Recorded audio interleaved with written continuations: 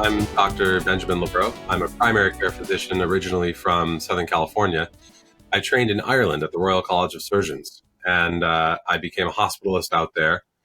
And shortly after I qualified, I traveled not as a medical mission physician, but as a tourist to East Africa. And while I was there, I was by myself. And while I was there, the guy driving me said, "Hey, there's a Maasai village not too far from here. Do you want to, I know some of the folks there. Do you want to meet them?" And I said, "Sure, that sounds interesting." And little knowing that it would, be the most fateful moment of my entire life. And we drove down this long, dry, dusty road. It was during the dry season. It was pretty bleak. And tiny village, at the end, 30 miles from the nearest anything. And very poor, very proud. I liked them immediately. And so I was chatting with some of the folks there, and the same thing that happens to doctors everywhere happened to me for the first time as a qualified physician in this little tiny village. "Oh, you're a doctor. Hey, doc, can I ask you something? Can you take a look at this thing on my first sidewalk consultation where there's no sidewalk?" Then I saw another person and another and another. And then this long line. And of course, the little medical kit I had with me was gone in moments. And I was really up against practicing healthcare in a resource limited setting. A resource absent setting for the first time. And I was like, "Ooh, this is a very different everything. Everything about this practice of medicine is different from the way I've come to appreciate or understand the way modern healthcare is practiced." I ended up there for about 7 hours and, doing, not just giving out ibuprofen because you didn't have it for someone's back pain, but spending the extra time with them and doing straight leg stretches. "I want you to do this right in the morning when you get up and right before you go to bed. And show me how you pick up that little rock there. Oh, that's really bad for your back because it does this and this," and so on and so on. And I realized, too, that that's the kind of stuff that I really should have reached for first. It's actually more helpful and more practical, and the patient doing for themselves, and it doesn't run out. And unlike ibuprofen, it doesn't cause gastritis.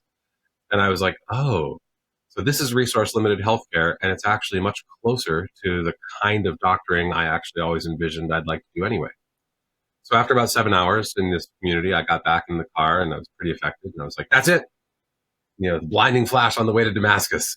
I'm coming back to this community or any community that, in the world just like it, where people are poor and far from services, and I'm going to bring a way bigger backpack." And then I went back to becoming a hospitalist, and I thought obsessively in every sense of the word about how I was going to do this. And ultimately, I leveraged my background in commercial fishing and marine biology, ship captaining, to leverage the fact that 80% of the world's population lives within 5 miles of a coast.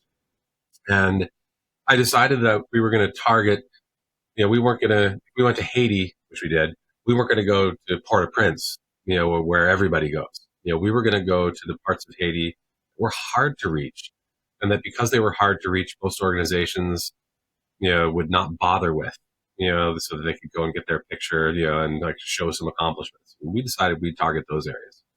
So in 2009, came back to the U.S., managed to find an old derelict, 115-ton ship that was donated to us. It had been underwater at one point. We spent a year living in Florida, about 14 of us, sleeping on the floor of a 3-bedroom house. And every day we got out and rebuilt it. And in 2010, the earthquake in Haiti happened. And about a month later, we sailed for Haiti and never looked back.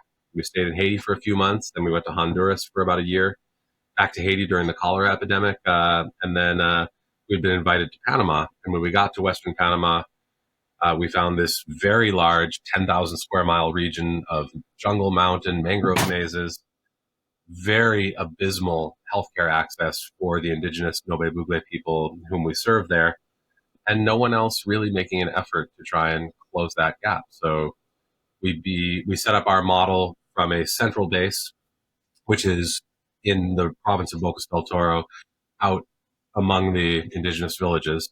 And from that base, our team deploys every week of the year, 52 weeks a year. The team goes out to a community, provides health services, veterinary, dental, everything else, comes back to base. Next day, goes out to another community, does the same, comes back to base. The community is a bit further out. We go out, stay in the community for several days, and then come back. And there are about 25 communities that we visit on a 3-month rotation. So we've been doing that for 11 years. So, I've been able to practice the kind of medicine I always wanted to. As a primary care physician, It's not common for GPs to deliver babies. It's not common for GPs to perform, minor surgeries. It is more common in, places like Ireland and Europe. But there are patients in Panama, there are 10-year-olds that I've been looking after since I took care of their pregnant moms, since I delivered them, since I got them through all their childhood, stuff, and who I'll probably, for my group, will be their doctor hopefully forever, because I always wanted to have those kinds of relationships with patients where I was taking care of them for decades, knew them inside and out, and where, we've had a level of trust and partnership that is very rare and mostly absent in today's modern healthcare world. So that's sort of the background for me. In the beginning, it was a 24/7 job, 365 days a year. Oh, the sewage system on the boat is broken. That's me. Oh, we need $10,000 by tomorrow. That's me. Oh, someone's shown up at the boat with a bloody rag wrapped around their hand. That's me. Now, that's not me. Now, my team and our volunteers that come from all over the world, do an awesome job, kind of handling all that acute stuff. And also, after 10 years, we really work to build a lot of capacity. We do a lot of training, a lot of education, work very closely with our Ministry of Health partners and other NGOs that we can recruit to tackle this kind of work. And I also now, in addition to that, I teach at USC in their medical school. I teach malaria, palliative care, and resource-limited settings. I have real fondness for elder care and end-of-life care because it is done very poorly in the richest countries in the world. In the way we practice elder care here in the U.S. makes me want to throw up. I also teach at UC Irvine Medical School, supervising their research, and I work for Roche Pharmaceuticals in their diagnostics division, managing the implementation of their new HIV and hepatitis diagnostics in low and middle income countries. So that's me, kind of where I came from, and kind of how we got to Panama in the first place.